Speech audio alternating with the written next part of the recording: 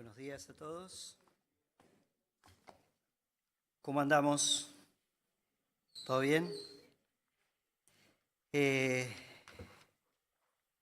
Escuchando todas estas canciones que nos hablan de un Dios grande, un Dios fuerte, un Dios temible, un Dios que nada se le puede interponer, ¿no? Cuántas cosas pensamos que el ser humano, muchas veces el ser humano, mejor dicho, piensa que puede hacer, tiene capacidad o tiene tal vez la potestad de poder hacer, pero sabemos nuestros límites, pero nosotros creemos en un Dios que es sobre todas las cosas, un Dios soberano, un Dios grande y temible, como cantamos en una de las canciones, un Dios que a pesar de que cualquiera pueda llegar a decir que puede contra Él, sabemos ciertísimamente que nadie puede contra Él porque Él es todopoderoso, ¿no? Es un atributo de parte de Dios y me imagino que lo creemos, ¿o no?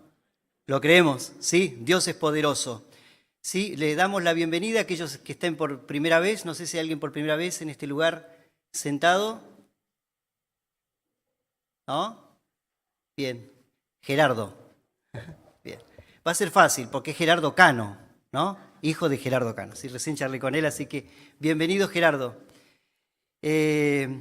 Así que bueno, no sé si hay alguien más, le damos la bienvenida para que en esta mañana podamos escuchar algo de la palabra de Dios, una reflexión, sí, una enseñanza, porque eso es lo que la Biblia hace, lo que la palabra de Dios hace, es enseñarnos.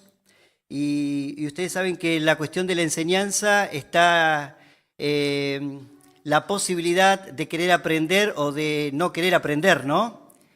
Nos pasa en la escuela a diario, nos pasa en la vida a diario, que a veces hay situaciones, inclusive porque a veces tenemos situaciones que nos enseñan en la vida, cosas que tenemos que vivir que nos enseñan, ¿no? Y a veces aprendemos o queremos aprender y a veces también rehusamos la enseñanza y nos ponemos y seguimos en la misma. Pero vamos a pensar en algunas verdades que aparecen en la palabra de Dios. Y hay un libro de la Biblia que realmente es apasionante porque la historia de ese libro, la vez anterior hablamos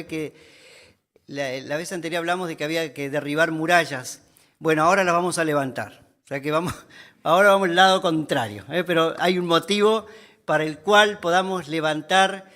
Y cuando les digo levantar murallas, seguro que ya se les viene a la mente un personaje de la Biblia que es Nehemías.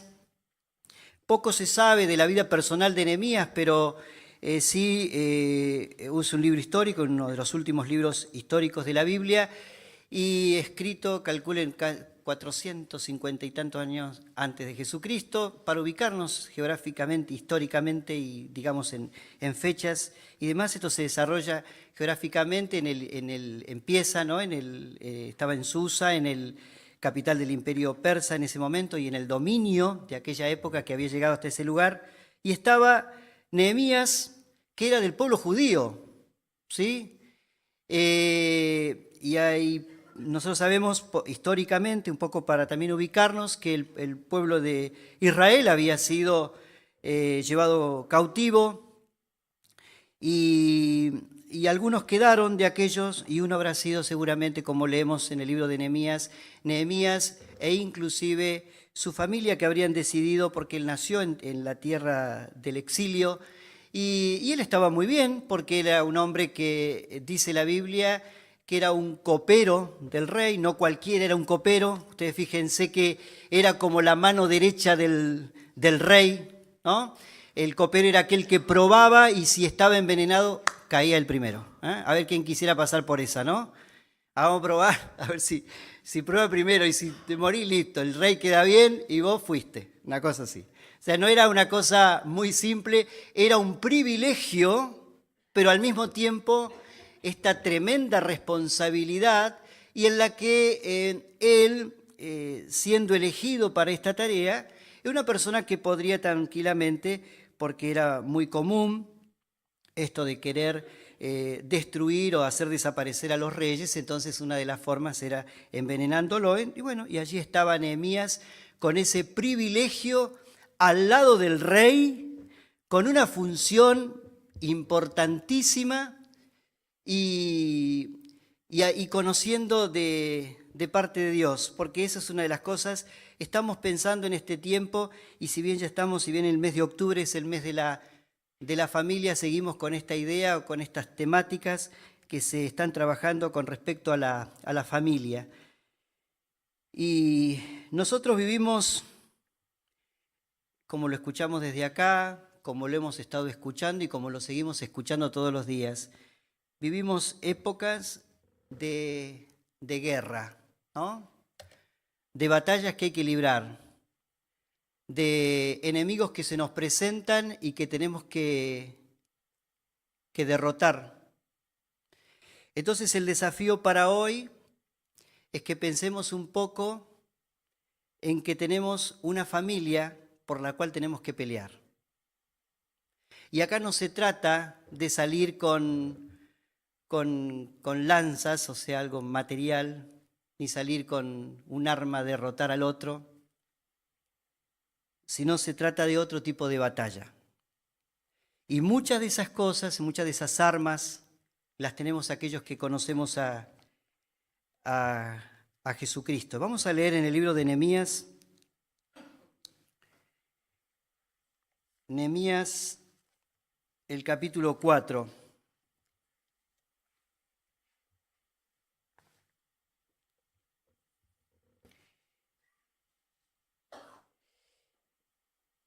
En algún momento, siendo Nehemías el copero del rey, él recibió en el capítulo 1, dice, lo voy a leer antes de leer el capítulo 4, capítulo 1, dice, palabra de Nehemías, hijo de Acalías, aconteció en el mes de Quisleu, en el año 20, estando yo en Susa, capital del reino, que vino Hanani, uno de mis hermanos, con algunos varones de Judá, y le pregunté por los judíos que habían escapado, que habían quedado en la cautividad, y por Jerusalén.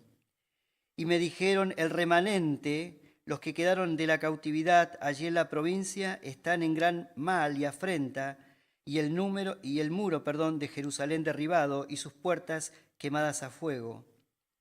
Cuando oí estas palabras, me senté y lloré, e hice duelo por algunos días, y ayuné y oré delante del Dios de los cielos. Desconocemos tal vez la niñez, desconocemos tal vez la adolescencia de Nehemías, pero hay una cosa que sí la tenemos clara,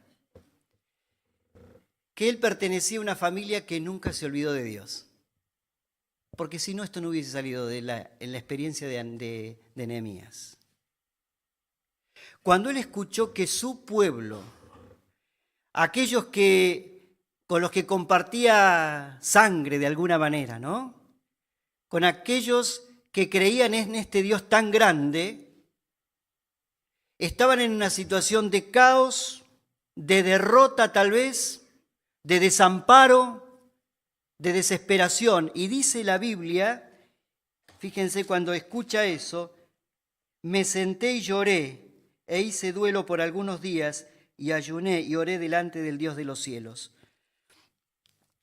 Se presenta a partir de ese momento en la vida de Nehemías una situación que no solamente la vive en una experiencia personal y tal vez íntima, y tal vez acá exteriorizando lo que le pasaba, porque había llanto, porque había dolor, porque había humillación, porque había necesidad de acudir a este Dios que él había escuchado y lo tenía presente en su vida. Y todo esto que exteriorizó, todo esto que vivió, lo notó el rey. Entonces, ¿saben qué?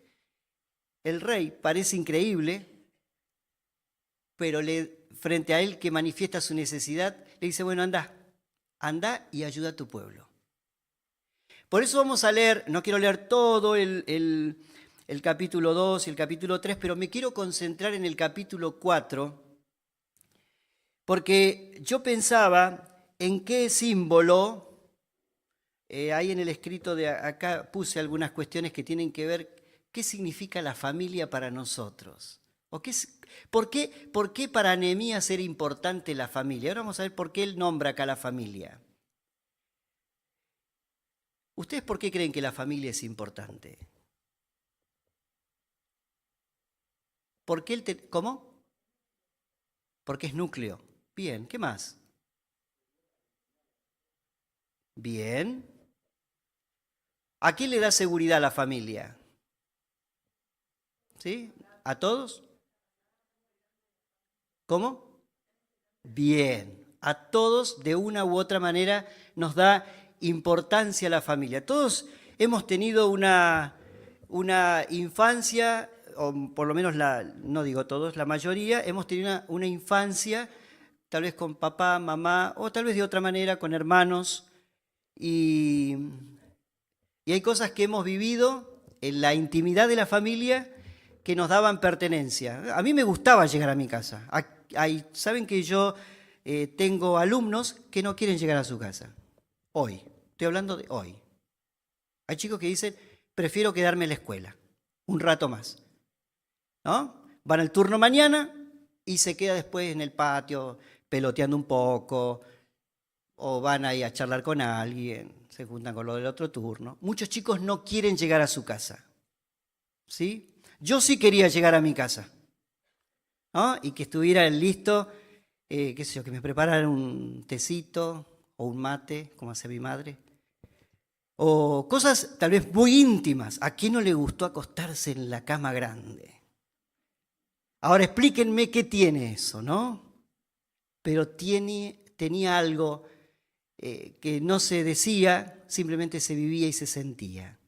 Esta cuestión de la pertenencia, esta cuestión de decir, esta es mi familia. Yo no sé cómo es la familia de cada uno de ustedes. Yo no lo sé. Yo sé por ahí cómo es mi familia, ¿no? Nos gusta estar juntos, nos gusta compartir, nos gusta salir. Ya los chicos van creciendo, van teniendo otras amistades también y demás, pero tratamos muchas veces de que estas cuestiones que hacen a la intimidad de la familia se sigan manteniendo, ¿no? Momentos claves. La familia es símbolo de fortaleza, de pertenencia. Cuando en la vida nos ha pasado, yo con mis hermanos tengo diferencia de edad, pero yo me acuerdo que por allí nosotros en casa, uno se peleaba un poco a veces, tampoco tanto, pero sí se pelea, uno se pelea, ¿no? En la casa, vieron, con los hermanos y demás. Pero que viniera alguien a decir algo de uno de nosotros, nos hacíamos una sola cosa, ¿no? Por ejemplo, en la escuela, éramos uno. No vayan a decir algo de mi hermano o de mi hermana, no, éramos solo una cosa. Adentro sí, bien adentro no. Por ahí nos peleábamos o discutíamos, o peleábamos a veces por cosas simples de la vida. Pero cuando venía el ataque de afuera, éramos una sola cosa. Importante la familia. Dice el capítulo 4, y saben que la misión de Nehemías era reconstruir los muros. Un día de reconstrucción, vamos a pensarlo así también, porque la reconstrucción acá no implicaba solamente poner ladrillos y preparar una mezcla, sino que implicaba pelea, significaba estar alerta, significaba estar a la defensiva y significaba también vestirme con el mismo sentimiento que tenían todos los demás, de luchar por lo que realmente tenemos que defender. Si nosotros estamos dispuestos a defender a nuestra familia, defender a la familia va mucho más allá que simplemente salga tal vez a discutir con alguien o pelee con alguien. Va más allá, porque hay muchas cosas hoy que nos están atacando como familia, nos están invadiendo como familia, y ¿sabe lo que quiere el enemigo? Destruir la familia.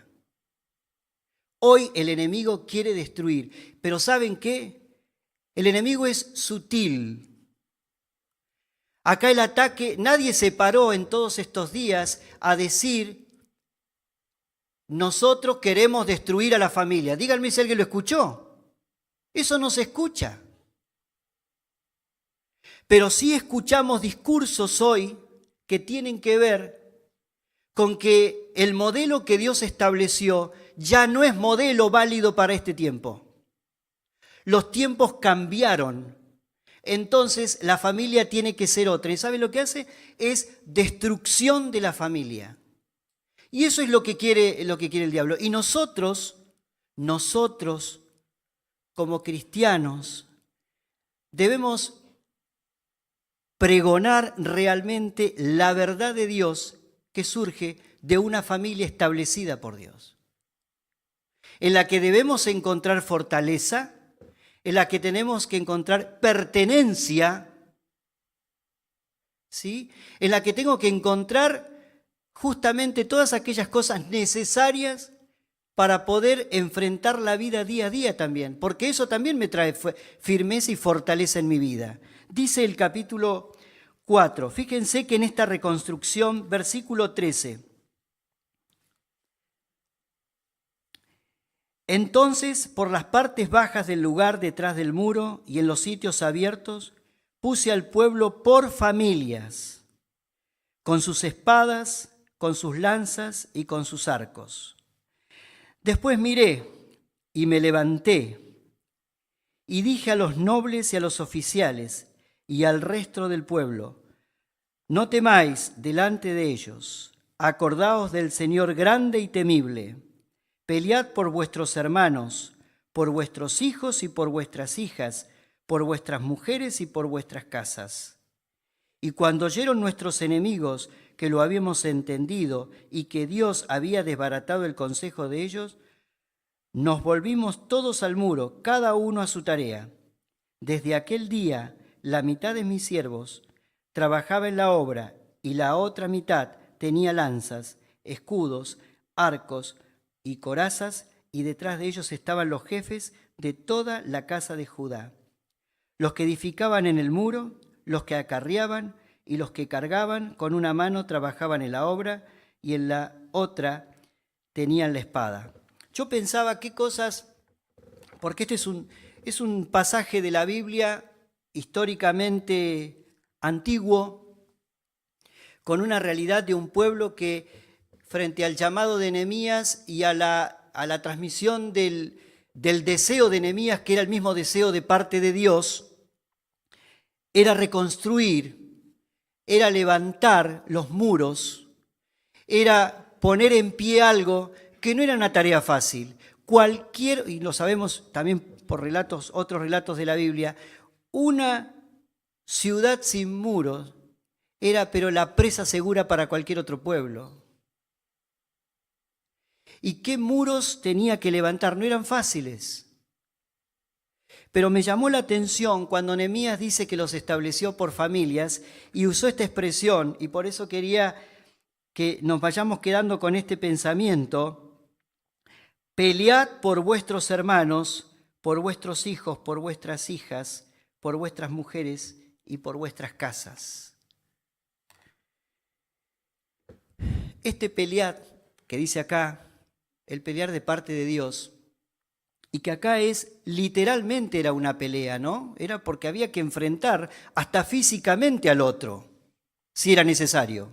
Había armas, había que pararse y había que estar dispuesto, y dice que con una estaban construyendo, pero con la otra estaban con el arma, porque acá no era cuestión de quedarse dormido, pero dice pelear. ¿En qué consisten nuestras peleas por la familia y en qué consisten nuestras peleas por lo que creemos? ¿Es crear en esta época grietas como se crean? ¿Y creerme porque yo estoy del otro lado simplemente me siento victorioso porque tengo la razón? ¿Es esa la pelea que Dios está queriendo? Ustedes saben que en la medida que nosotros, y se los digo por experiencia y por conocimiento de causa, no se los digo por otra cosa, que en la medida que alguien se planta y se pone en una postura enfrentado al otro, lo pierde al otro. Nosotros tenemos que ganar al otro. Es distinto, pero no significa que tenemos que callarnos ni dejar los brazos. No se trata de una pelea humana. A ver si me explico. Se trata de una pelea espiritual la que estamos viviendo. Nadie puede salir acá, vamos a salir a pelear con todo el mundo y No se trata de eso. Se trata de contarles la verdad de Dios. Pero esta pelea la tenemos todos los días. ¿Saben por qué? Porque todos los días el enemigo se está encargando de disfrazar algo nuevo para que ese algo nuevo vaya entrando con nosotros de manera tan sutil que hasta se hace natural. Alguien dice que el que tal vez esté preso porque mató a alguien, no es que un día de la vida se levantó y mató a alguien. Seguramente empezó en su vida haciendo cosas, y no justifico la persona porque haya nacido en la casa de... No, porque esto es una decisión personal. Pero las personas fueron acumulando y haciendo de la vida cada vez más insensibles sus actuaciones, digamos.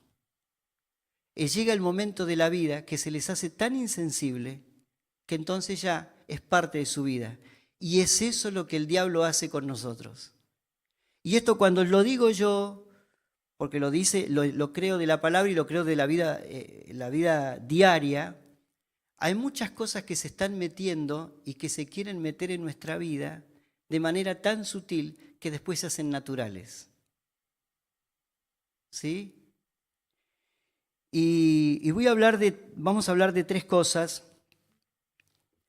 Y ustedes dirán, bueno, lejos estoy de alguna de estas cosas. Bueno, realmente, ojalá estemos lejos de estas cosas. Y una de las cosas que vamos a hablar es del materialismo. Ustedes saben que nosotros estamos en una sociedad totalmente materialista. Yo si les digo materialismo, seguro que se les vino el signo peso arriba, ¿no? Peso, la plata, pensamos en eso nada más. Y ustedes saben que el materialismo tiene su base justamente en toda la cuestión contraria a Dios, porque Dios es una persona espiritual. Nosotros creemos en Dios y creemos en Jesucristo por una experiencia espiritual, y estamos acá por una experiencia espiritual que hemos tenido con Jesucristo. Y el materialismo justamente es todo lo opuesto. Cuando en algún momento surgen estas ideas de materialismo en la historia, no vamos a hablar de la filosofía y todo eso, pero sí el materialismo tiene que ver con lo que veo, con lo que toco y con eso que tengo que satisface. ¿Me entiende la idea? A veces no necesariamente tiene que ver con dinero en efectivo. Vamos a leer Génesis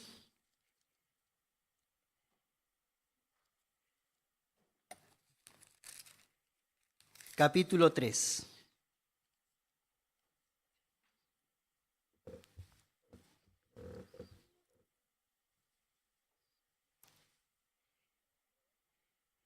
Génesis capítulo 3, versículo 6.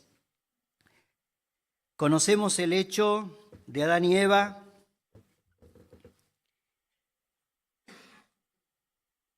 Dice, y vio la mujer que el árbol era bueno para comer y que era agradable a los ojos, y era árbol codiciable para alcanzar la sabiduría, y tomó de su fruto y comió, y dio también a su marido, el cual comió, así como ella. Y hay dos palabras que quiero rescatar de este versículo. Dice que vio la mujer que el árbol era bueno, y otra que era agradable.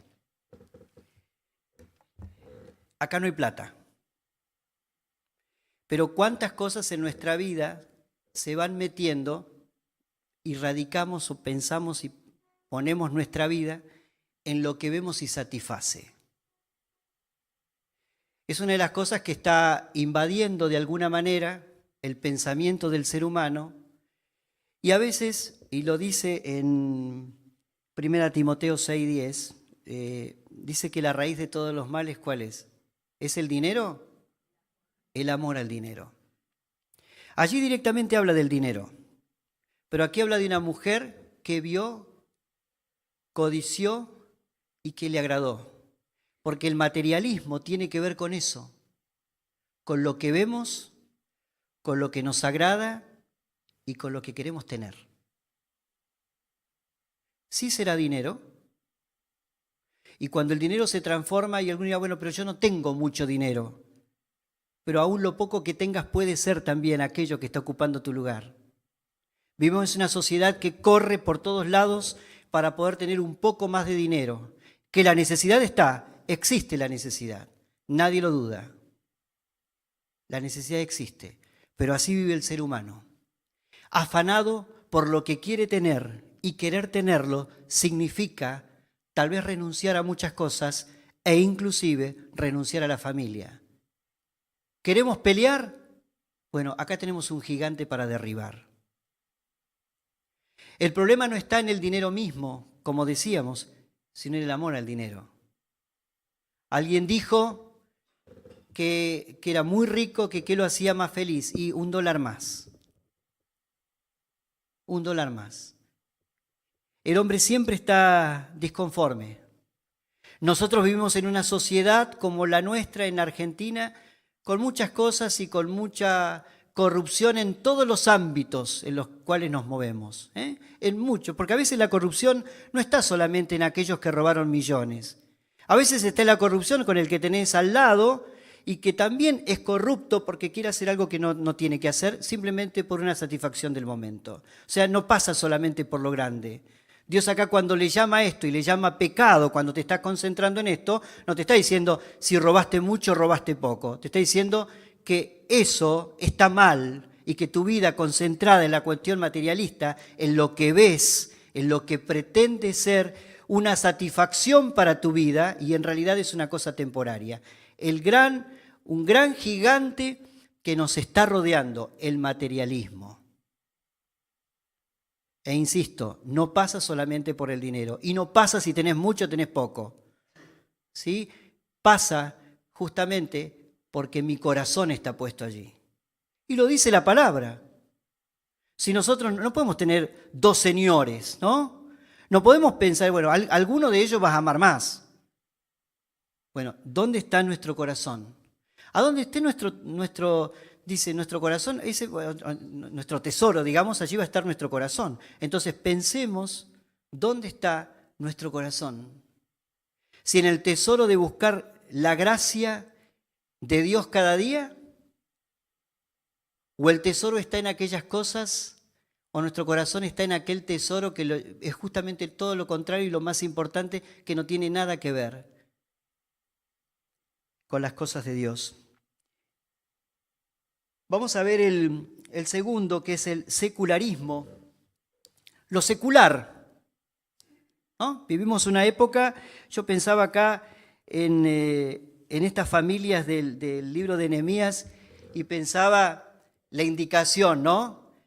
La indicación es esta: nosotros tenemos enemigos, y ahora vamos a hablar un poquitito del enemigo. Pero para que sepamos que existe el enemigo y nos vamos a replantear para cerrar nuestra actitud con el enemigo. Pero pensamos acá en esto, ¿no? Y decimos Nehemías con la idea clara de que había que pelear. Nehemías con la idea clara de que había que enfrentar. Y esta gente seguro que estaba allí y estas cosas no las pensaba porque no tenía tiempo para pensar, a ver, vamos a ver cuánto dinero tenemos o cómo estamos económicamente. No, acá hay que pelear y es esa la invitación que tenemos, a pelear. Pero pelear en el sentido de Dios, no en el sentido humano, que lo único que puede traer tal vez hasta un malestar en nosotros cuando me pongo a discutir con otro. Y nosotros no tenemos que estar discutiendo tan abiertamente las cosas en el sentido humano. Lo primero y principal, tenemos que presentar el Evangelio, ¿no? Y después sí hablar y ser claro en las verdades que mantenemos. Eso yo también lo creo firmemente, ¿no? Y mantenernos en lo que creemos porque es fuente de la palabra, porque esta es la fuente de donde salen las verdades que nosotros creemos. Pero hoy también la familia está invadida o está rodeada por todo lo secular. Usted habrá visto y escuchado también que en este tiempo tenemos frases como, por ejemplo, que hay una frasecita allí medio armada, no me acuerdo cuál es, pero que habla de que la iglesia y el Estado, asuntos separados, dice, o algo así, ¿no? Bien,